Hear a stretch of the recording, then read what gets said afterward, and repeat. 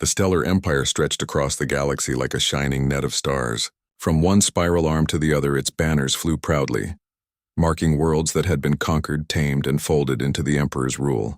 Billions of lives bent to its command, and thousands of species called themselves subjects of the Empire. Yet, in all the maps and records, there was one world that stood apart. A single blue planet was marked not with the Empire's crest, but with an ancient phrase written in every archive: "Do not set foot on Earth." For centuries, commanders had obeyed this strange instruction, not out of fear, at least not openly, but because tradition said so. Older leaders whispered that even the Emperor's ancestors had been warned against touching Earth. Why? No one could answer clearly. Some said it was a cursed world. Others believed it was sacred. But most in the present age laughed at such tales. The High Council of the Empire gathered in a great hall aboard the station Aurelius Prime. Its golden walls reflected the light of distant suns, and tall banners of black and silver waved without wind. At the center stood High Chancellor Sarax, his voice carrying like thunder. "This matter is simple. We waste a precious world. Records show Earth is rich with water, minerals, and fertile land. Yet it remains unclaimed. Why? Because of an old superstition? I say no more. We are the Empire. Nothing is beyond our reach." Many counselors nodded, some in hesitation, some with eager eyes. Only a few old voices murmured warnings. One of them, a scholar named Talon, spoke. "Chancellor, forgive me. Earth is not like other worlds. The archives do not explain why, but every great power before us left it untouched. The Andari avoided it. The Kethan fleets turned away. Even our founders marked it forbidden. Does this not mean something?" Sarax laughed, sharp and dismissive. "Legends from cowards. Perhaps those races were too weak. But we are not. I will not let a planet sit idle because of a bedtime story." The council debated for hours, but the decision was already set. Orders were drafted and a commander was chosen.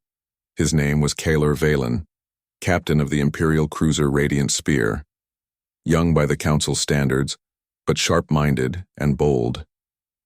He had risen quickly in the Navy, known for discipline and calm judgment. Kaelor did not seek glory, but he followed orders with precision. When the summons reached him, he bowed low and accepted without question.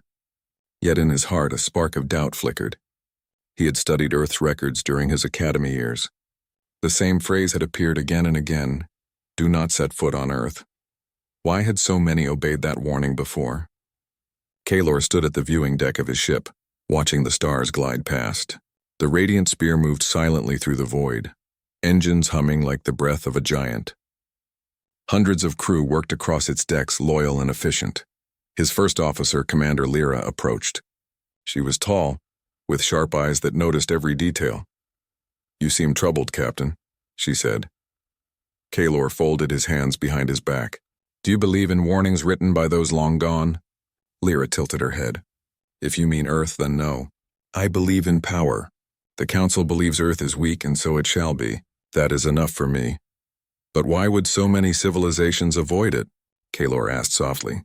"Even the mighty Kethan Empire, long before us, turned their fleets away." Lyra shrugged. "Perhaps they saw no value there. Or perhaps they feared shadows. It does not matter. We will see with our own eyes." Kaelor did not answer. His gaze drifted to the star charts. Earth lay ahead, a blue dot circling an ordinary yellow sun. Ordinary, and yet, not days later, as the Radiant Spear neared Earth's system, small problems began to appear. Navigation beacons flickered. Star maps glitched. Signals bent strangely, as though space itself resisted being measured.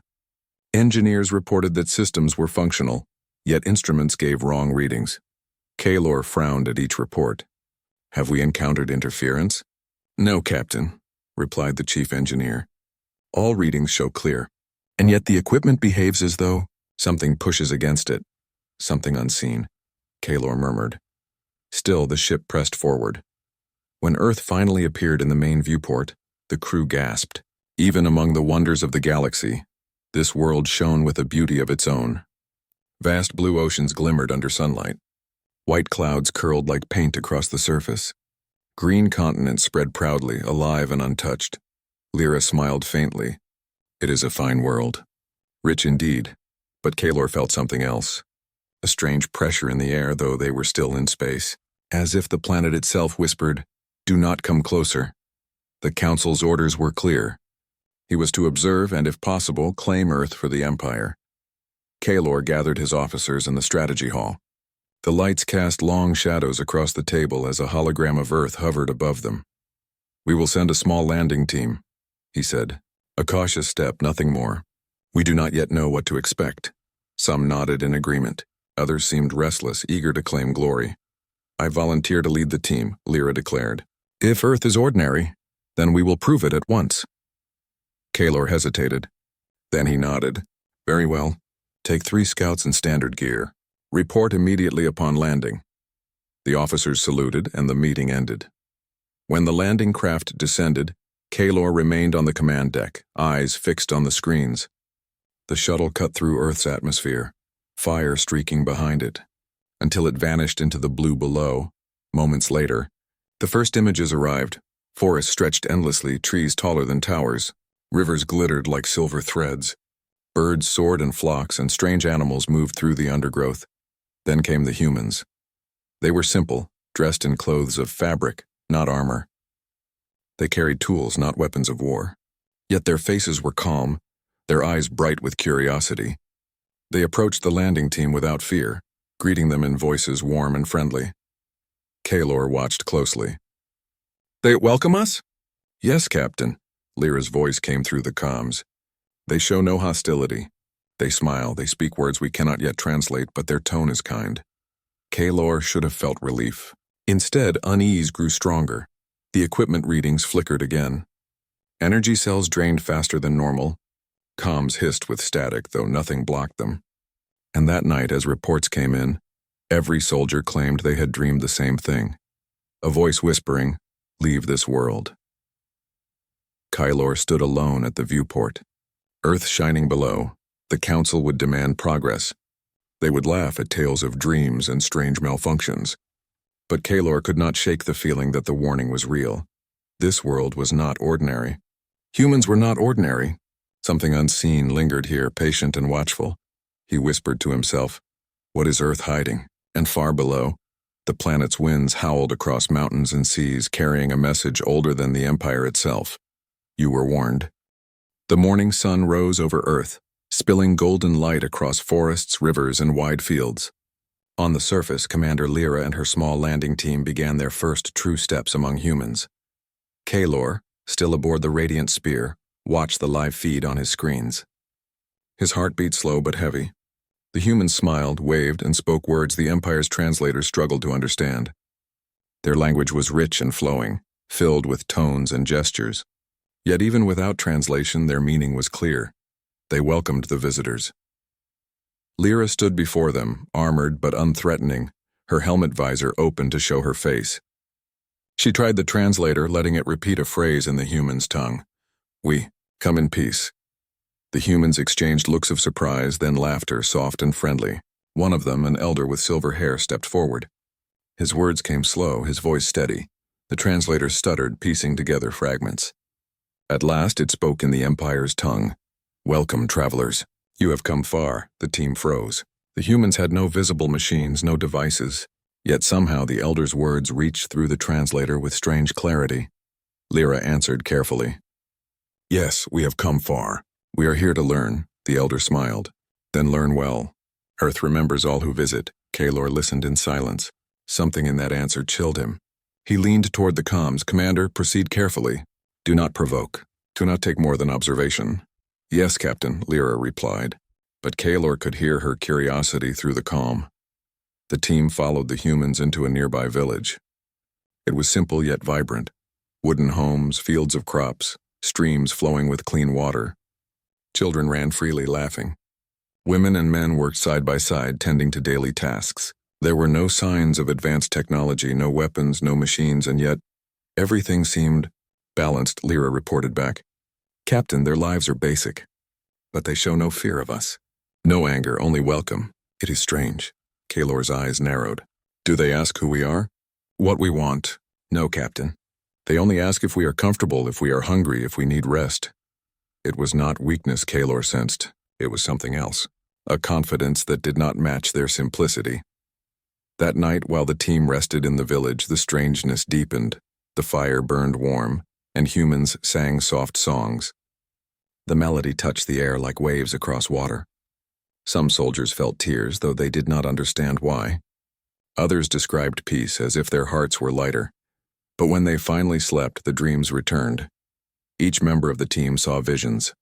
A vast sky filled with storms. A voice deep and ancient whispering, "Do not stay." Lyra awoke suddenly, her chest tight.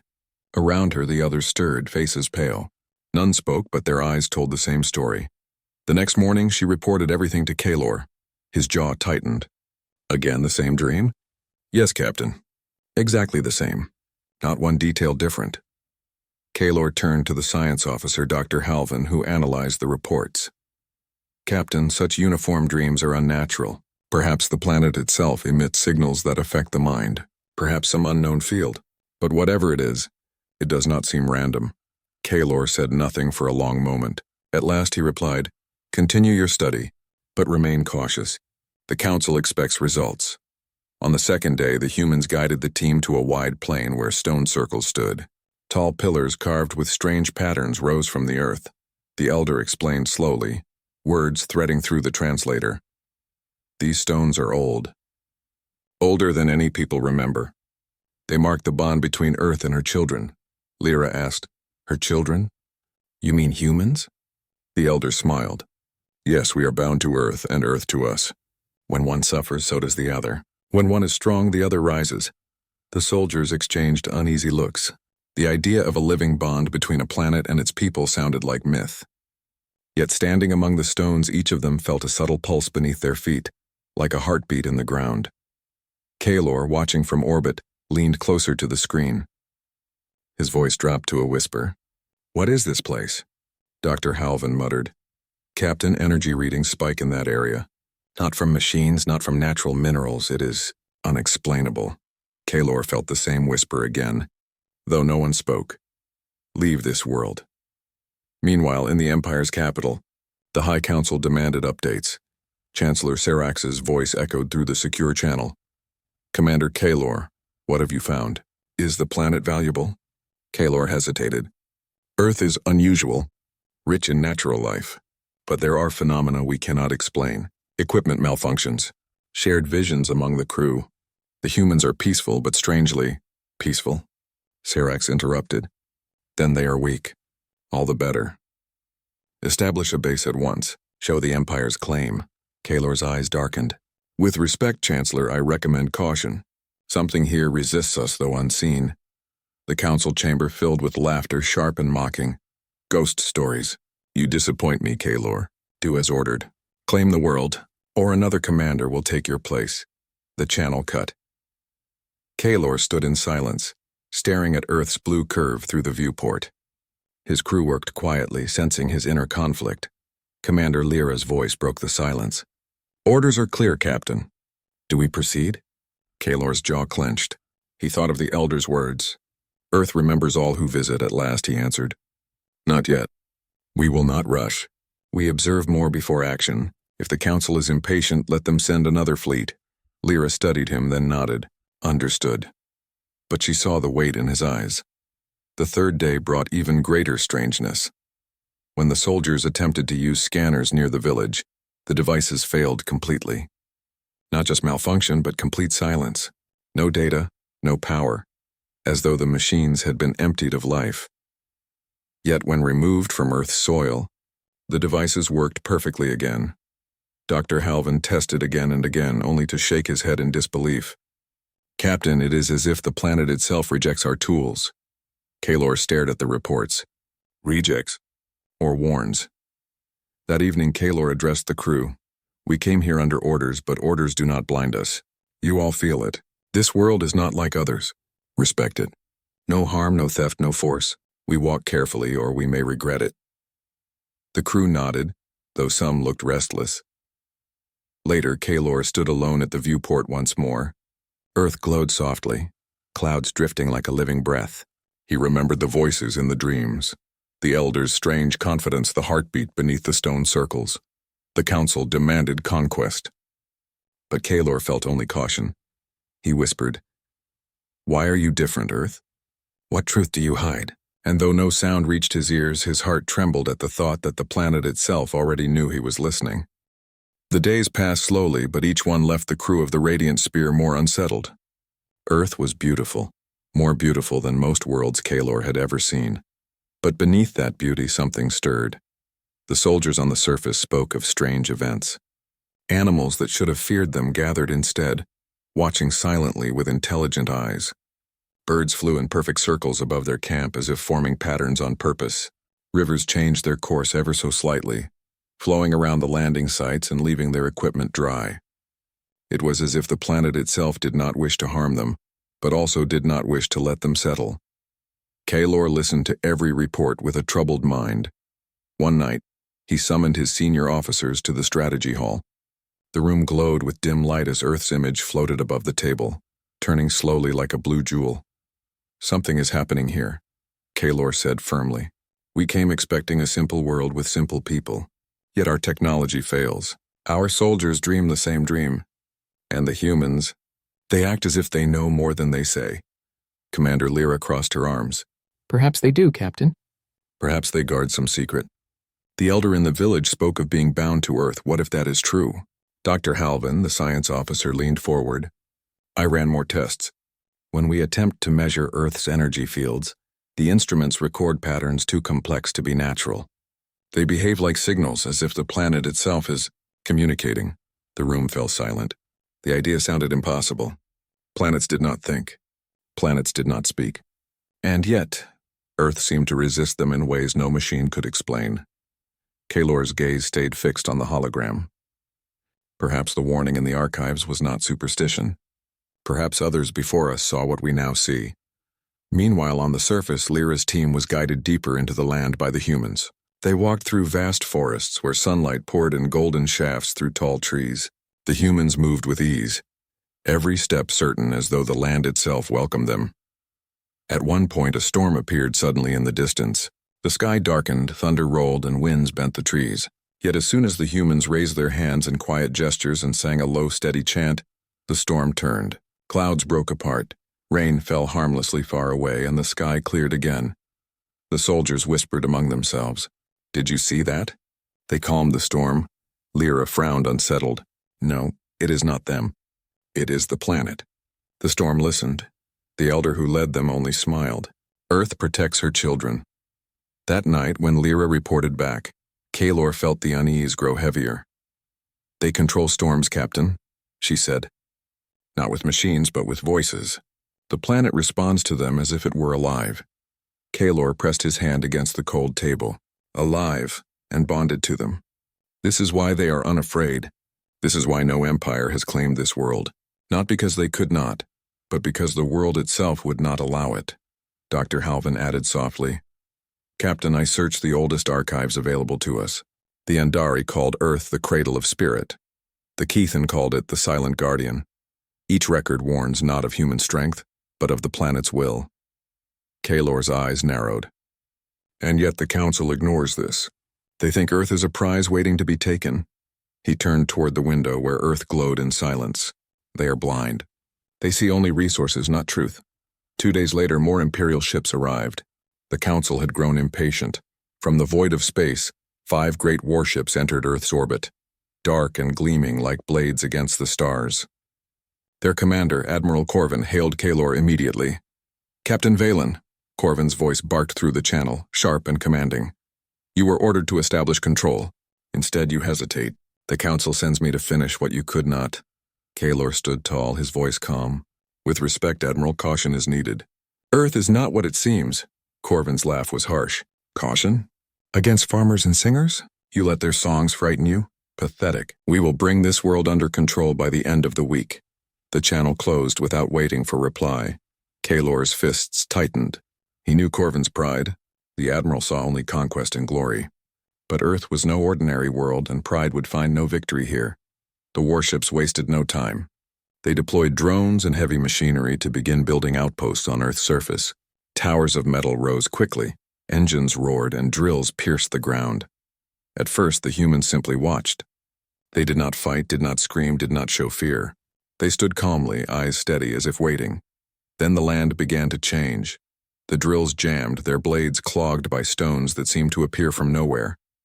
Engines overheated, circuits fried, and entire machines shut down without reason. One after another, the Empire's proud devices fell silent. Corvin ordered more. More machines, more drones, more force. Yet the result was the same. Even worse, the soldiers began to dream the same visions as Kaelor's crew.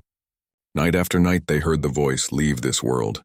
Some woke in fear, others in silence, but none could deny the truth. Kaelor watched as chaos spread among Corvin's forces. He called the Admiral again. "Corvin, your machines fail for the same reason ours did. Earth rejects them. This is not a fight we can win with strength." But Corvin's pride burned hotter than reason. "Nonsense. Machines fail, but men endure. We will seize this world with our hands if we must. Do not interfere, Kaelor. Stand aside." The channel ended once more.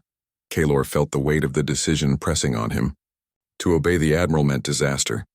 To defy him meant treason. But his instincts told him one truth. Earth was awake, and the Empire was crossing a line no one should cross. That night, something extraordinary happened. As the Admiral's soldiers pushed deeper into the land, the humans gathered in silence. They did not carry weapons. They carried only torches and their voices. Standing in circles, they sang again, soft, steady, and unbroken. The ground trembled. Trees bent not from wind, but as if bowing. Rivers swelled and shifted, swallowing the Empire's machinery. Lightning forked across the sky, striking not the humans, but the towering metal structures the Empire had built. And yet, not a single soldier was harmed. Only machines, only weapons, only towers of conquest. Kaelor watched from orbit in awe. It was not destruction for destruction's sake. It was a warning, precise and clear. Earth was alive. Earth was defending itself. The next day, Kaelor received a message. Not from Corvin, not from the Council, but from the humans. It came through no comms channel, no device. It simply appeared on his screen in glowing letters written in the language of the Empire. "Leave this world. The choice is yours. Peace if you go. Silence if you stay," his crew gasped. None of their systems showed where the message had come from. It had simply appeared. Kaelor felt his chest tighten. Never in his life had he seen such power. A world that spoke through machines it did not build. A people who needed no fleets to defend themselves. That evening, Kaelor gathered his officers again. His voice was low, steady, but heavy with truth. "We stand at the edge of something greater than the Empire understands. Earth is not weak. Humans are not helpless. Together they are guardians of a power we cannot explain. The Council calls this world a prize, but it is not a prize. It is a warning." Silence filled the room. Every officer felt the weight of his words. At last, Kaelor said, "If the Empire continues, it will not be Earth that falls. It will be us," and outside the viewport, Earth turned slowly, silent but watchful. No longer just a planet. No longer just a world, it was awake. Part 4. The Defiance Earth had grown restless. Its forests whispered in the wind. Rivers shifted silently, and skies shimmered with strange colors at night.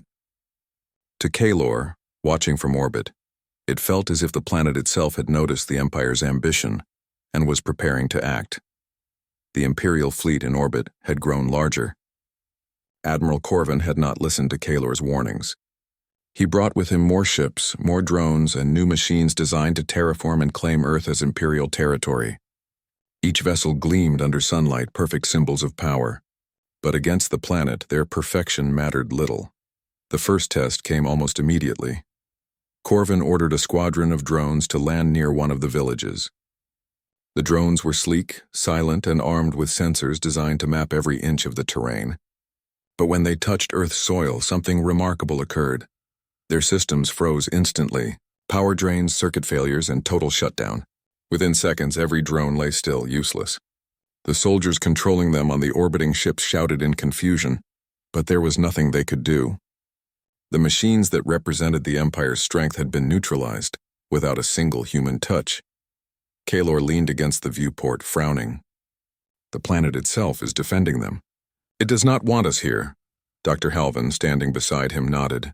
"And not just the planet. It is the humans, too. The energy readings spike wherever they gather. Something in their connection to Earth makes interference, almost intentional." Kaelor closed his eyes. He had spent his life studying worlds and empires, but nothing had prepared him for this. On the surface, Lyra's team watched quietly. Humans stood among their villages, their eyes calm and focused. They did not fight. They did not shout. They simply waited. Then, without warning, the ground beneath the Empire's new machinery began to tremble. Metal towers bent and twisted, engines sparked, and drills that had seemed unstoppable became immobile. Grass and vines spread rapidly, creeping over the machines and swallowing them as though they had never existed. One soldier whispered, "It's alive." "The ground? It's alive." Lyra shook her head. "No, it's more than alive. Earth does not want them here, and neither do the humans." The elder stepped forward, calm as ever. "We never fight, yet we protect. This is our way. This is how Earth has taught us." The Imperial fleet in orbit grew frustrated. Corvin demanded action. "Send more troops." He barked through the comms. "We will crush these people. We will build our empire here no matter what." Kalor pressed his palm against the table. "Corvin, it is not a matter of force. The planet resists all machinery, all weapons, all intrusion. To continue is to risk everything." Corvin's response was sharp and full of pride. "Do not lecture me, Kalor. I am the Admiral. You hesitate, I act. The Empire will claim this world, or I will die trying." Kalor remained silent. He knew words would not change Corvin. Only Earth's will could. That night, an event unfolded that would change everything. The humans gathered in vast circles across the plains. They sang, not loud but steady. Their voices combined into a rhythm older than memory, and the earth began to move beneath them. Hills shifted slightly, rivers swelled and changed direction, and the air shimmered with a strange, glowing energy. Even from orbit, Kalor could see it, a soft, pulsing light covering the villages, the forests, the rivers. Admiral Corvin ordered the fleet to fire, but the energy fields that now rose from the planet's surface blocked every shot. Missiles and lasers fell harmlessly to the ground, fizzing out without harm. Kalor felt awe and fear at the same time. This was not a battle of strength or weapons. This was a lesson. Earth had its own defenses, and they were not simple. On the surface, Lyra watched the soldiers in silence. Some had tried to advance, but every step forward was met with invisible resistance. Vines grew suddenly under their feet. Machines refused to operate. Even the wind itself seemed to push them back. One young soldier cried out, "We can't touch them." "Nothing works." Lyra put a hand on his shoulder. "It is not that we cannot. It is that we should not. The humans do not fight, and yet the planet shields them. It is telling us. We are intruders." The elder approached them, eyes steady. "You see the truth now. Power is not measured in weapons or fleets. It is measured in balance, in understanding, in respect." Kalor listened through the comms. The words felt like a revelation he had long suspected but never admitted. The Empire had grown proud, arrogant, and blind. Here they met their first lesson in humility. By the third day of open resistance, the Imperial fleet began to suffer more than the humans or Earth. Ships reported strange malfunctions. Engines failed mid-maneuver. Sensors went offline. Even communication between ships became erratic. Kalor walked through the command deck of the Radiant Spear, observing reports with a heavy heart. He had followed orders faithfully for years, but now he realized the truth. The Empire could not conquer this world with machines, with fleets, or with fear. Lyra approached him quietly. "Captain, it is happening. Earth is waking fully." Kalor nodded, eyes fixed on the planet's glow. "Yes. And if we continue, the Empire will only break itself against the will of this world. We must decide. Now." That evening, Kalor sent a private message to Corvin, not as a report, but as a warning. "Admiral, your actions will fail. The planet defends itself. The humans are not weak. Stop this advance. Withdraw, and no one will be harmed. Persist, and your fleet will face consequences beyond understanding."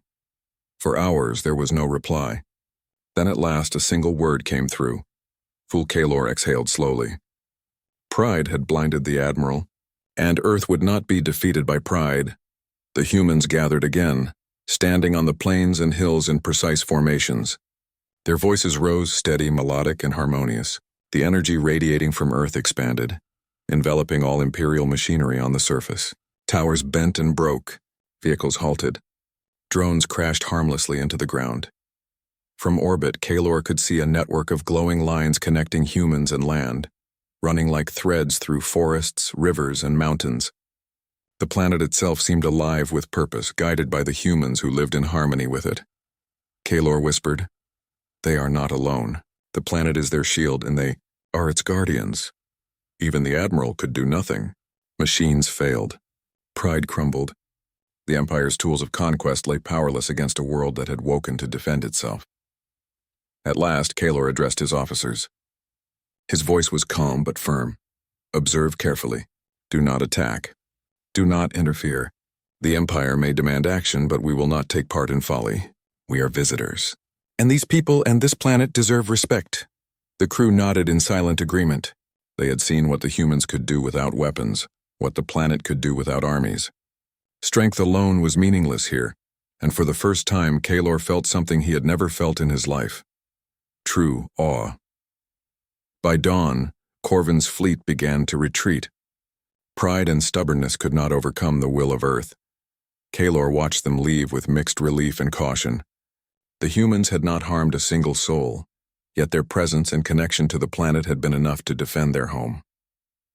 On the surface, the villagers smiled gently at the exhausted Imperial team. The elder spoke softly. "You have learned the first lesson. Earth and her children are not conquered by force. Respect this and you will live in peace. Forget it and you will learn the cost." Kaelor bowed his head, silent. No words could capture the truth he now understood. The Empire had been arrogant. Earth had been patient. And humanity was extraordinary. That night, Kaelor stood alone at the viewport of the radiant spear. Earth glowed below him, alive, calm, and powerful. He whispered softly, "We came to take, but we were reminded to respect. We were proud, but we were shown humility. I will remember this lesson, and the Empire should too. Humans, you are more than I imagined."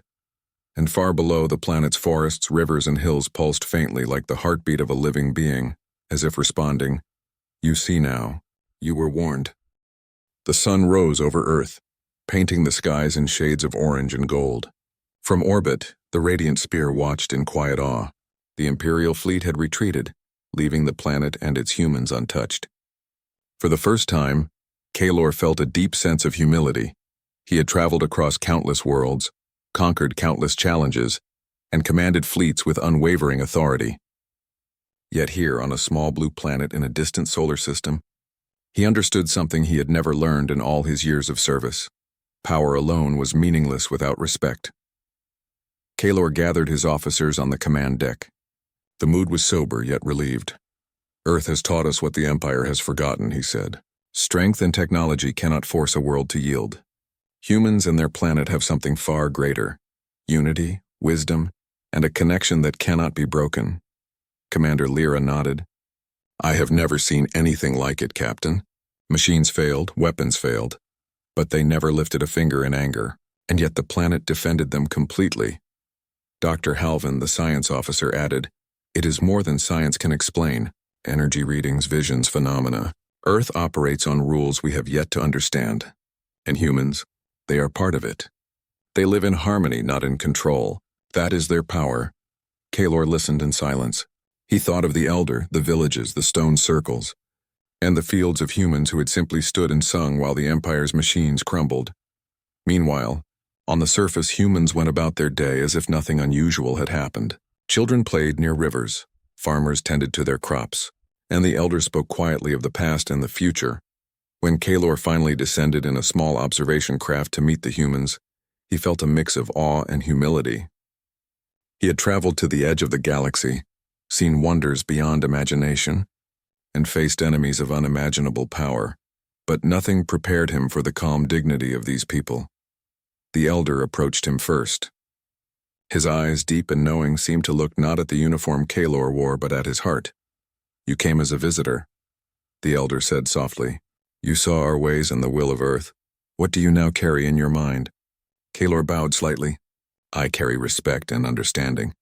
The Empire has much to learn. I hope they will listen," the elder nodded. "Respect is the first step. Understanding is the second. The rest comes with time. But remember this, Earth does not forget. Those who harm it, or its children, will meet a consequence far greater than themselves. Those who honor it We'll find peace. Kalor spent days observing and learning from humans and the land itself. He watched as they worked together, solving problems with patience and creativity. He saw how they communicated without conflict, and how they celebrated simple victories together. It was not strength in the way the Empire measured it. It was something deeper, something that could not be copied, stolen, or destroyed. Back on the Radiant Spear, he began recording his observations. He knew the Council would demand a report, and he intended to make it clear. Earth could not be claimed, and humans could not be ignored. When he finally transmitted his report, he addressed the High Council in words that carried the weight of truth. High Council of the Empire, Earth is not a prize. It is alive, and its humans are guardians. All attempts at domination have failed, not because of lack of effort, but because the planet and its people resist intrusion in ways beyond our understanding. To pursue conquest would not be victory, it would be disaster. I recommend no further action. Earth must remain undisturbed, and humans must remain free. For a moment, silence followed the transmission. Then voices rose, some in disbelief, some in anger. But others were thoughtful. A few counselors, old and wise, sensed the truth in Kalor's words. Kalor returned to the surface once more, walking among the humans without uniform or rank. The people smiled gently, their calm presence a balm to his weary soul. The elder approached him again. You have seen much, Captain Velan. You have learned humility. Do you now understand? Kalor nodded slowly. Yes, power is not about fleets or weapons. Power is about respect, unity, and the choices we make. Humans, you embody something the Empire has forgotten. I will carry this lesson with me always. The elder's eyes twinkled. Then the world remembers you kindly, and perhaps one day the Empire will too. From orbit, Kalor watched the Imperial fleet depart the system. The ships were orderly, their engines glowing bright yet powerless against the planet they had attempted to conquer. He felt no triumph in their failure, only relief that Earth remained safe. On the surface, humans continued their lives as if nothing had happened, yet their songs and their connection to the planet resonated quietly through the forests, rivers, and mountains. It was a subtle, gentle energy, like the pulse of a living heart, reminding all who approached that Earth was not just land, but life itself. Kalor realized something profound. Humanity's greatest strength was not in machines, armies, or technology. It was in their spirit, their unity, and their bond with the world they called home. That bond made them more formidable than any fleet, more enduring than any weapon, and more precious than any resource in the galaxy. The elder spoke one last time before Kalor departed. Tell your people, Captain. Tell them the lesson you have learned. The galaxy will remember, but only if wisdom is shared. Humans are guardians of Earth. Respect them, respect this world, and peace may flourish. Ignore this, and history will not be kind. Kalor bowed, humbled. I will tell them. I promise. He returned to the Radiant Spear, and together with his officers, they charted a course away from Earth. The planet receded into the distance, its blue oceans and green lands glowing softly against the black of space. For Kalor, the galaxy suddenly felt larger, more mysterious, and far more alive than he had ever imagined. He had faced wonders, challenges, and power, but nothing like the quiet, unyielding strength of humans in their home. Weeks later, reports from other Imperial fleets and distant observers confirmed what Kalor had learned firsthand. Earth remained untouched, unclaimed, and unthreatened. Attempts to monitor or intrude upon it failed. Even distant probes malfunctioned, as if the planet itself rejected interference. The Empire, slow to accept truths beyond pride, began to adjust. Some counselors argued that Earth should be studied further, but Kalor and a few allies insisted on respect and distance. The lesson had been taught. Some powers, no matter how small or simple they appeared, could not be overrun by machines, fleets, or fear. And in the heart of the galaxy, Kalor knew one thing for certain. The humans of Earth were extraordinary, not because they conquered or dominated, but because they stood together, lived in harmony, and were inseparable from the world they called home. Kalor stood once more at the viewing deck of the Radiant Spear, gazing at the shrinking blue dot. The Empire was warned, he whispered, and now it understands why. Earth shimmered in quiet brilliance, mountains glowed under the sun, Forests breathed with life, rivers glistened like silver threads, and humans carried on their simple yet extraordinary lives. The planet had defended itself without violence. Humans had shown the galaxy that true strength was not in conquest, but in unity, resilience, and respect for life itself. Kaelor exhaled, a smile forming for the first time in months. He knew the lesson he had learned would echo through the Empire, and he hoped through the galaxy, for generations to come.